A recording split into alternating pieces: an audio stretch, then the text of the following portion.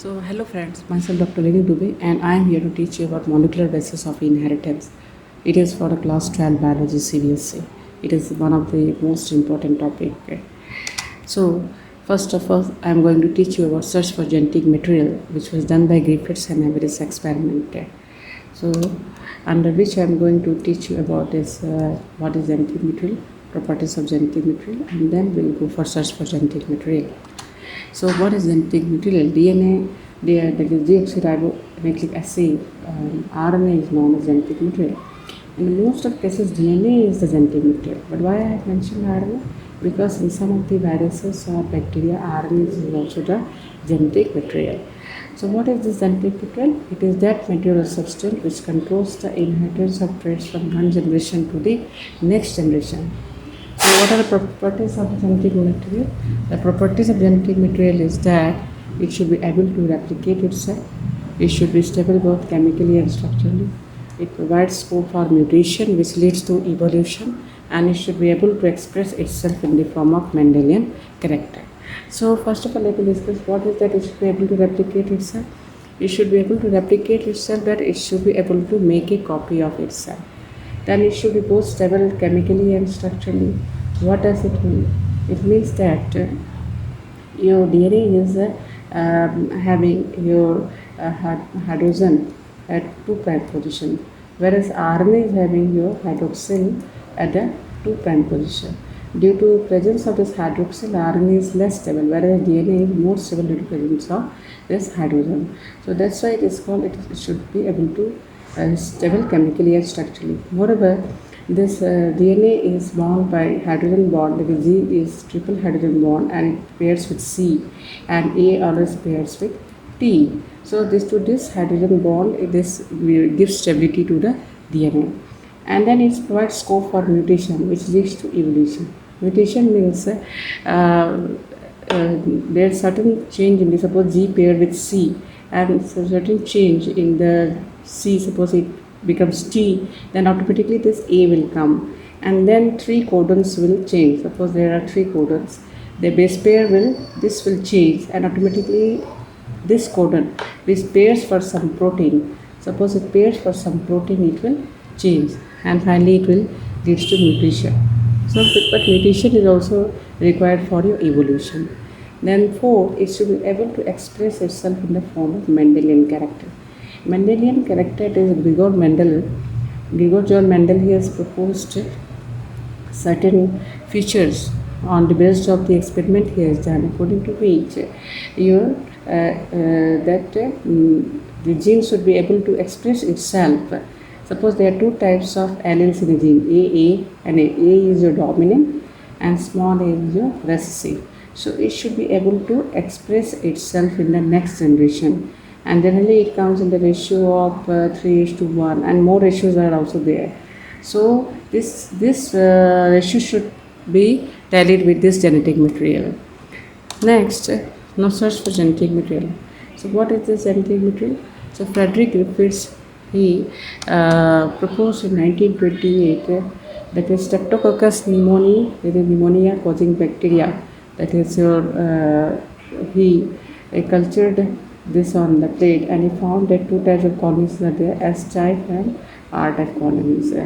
And then this S type was virulent and R type was avirulent. And finally, what he did, he injected this 2R strain, which is your non-virulent. Non-virulent means they do not cause any disease, and they injected into a mouse and found that mouse survived, but no S strain was found. Then he injected this 3S strain, which is a virulent, means disease-causing strain, and then he injected in the mouse, and the mouse again died and has living strain. Then in third case, what he did, he heat killed this smooth strain, that is, this heat killed this 3S, and then injected in the mouse, and what he found, the mouse survived, but again no living strain was found. But in the fourth case, what he did, he mixed this heat killed smooth strain with rough, that is R type live strain, and he found that the mouse died, but it was having some live strain in it. How is that possible? So that is possible is that he concluded that Some transforming principle was transformed from heat kill A strain to R strain to synthesize a smooth polysaccharide core and thus become purulane. But this must be due to transfer of some genetic material that remained unexplained. He didn't know that what that genetic material could be.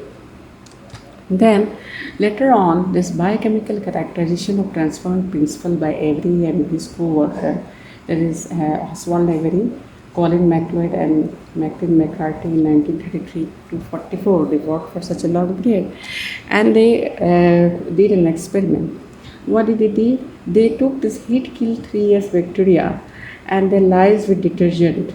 Detergent, it is a chemical which is used to lyse, means break the cell of the bacteria, and all the contents of the cell will be released. And finally, this centrifuge to separate this extract and debris of the cell. So this is your extract. There is a liquid part. It is also known as supernatant, and which will settle down with debris. And then they thought that in order to confirm that whether this contains some transforming agent or not.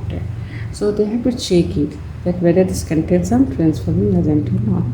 So in order to confirm this transforming principle is there in cell extract, what they did, they took this heat kill 3S bacteria mixed with this 2R bacteria, which is not purulane, incubated and cultured in Petri dish, and then finally colonies of 3S appeared. And how it is possible? It indicated that the 2R has been transformed. So what did they do? Now it was confirmed that there is some transforming agent is there. And what is the transforming agent in the cell extract? Whether it is polysaccharide, it is protein, RNA or DNA. In order to confirm that, what he did? He did an experiment. He designed an experiment. What was that experiment? He took the extract from type 3S cell and treated it with DNase. DNase means deoxyribonucleic acid, and it degrades DNA. RNase, it is ribonucleic acid and it degrades RNA. And he also took this protease, it degrades the protein. And then he tested for this transformation factor. What he found that in the one case, he first treated this 3S with your protease, and after that this protein was digested by protease, and then he mixed with live 2R. He found that colony was there. Then he took this 3S and then treated with your RNA. And RNA, what does it do? It dissolves your RNA, and then mixed with live 2R and found that colonies was there. In the third case, he mixed with DNA. And DNA, what does it do? It dissolves DNA, breaks the DNA, and then mixed with live 2R, it found that no colony was found. So this proved that the RNase and protease has no effect on the transformed type 2R cells to type 3S, and DNA treatment destroyed the transforming activity. If any, proves that DNA has the transforming value. So lots to learn, keep learning, and if you liked my video, like it and subscribe so that you can keep on watching my upcoming videos. Thank you.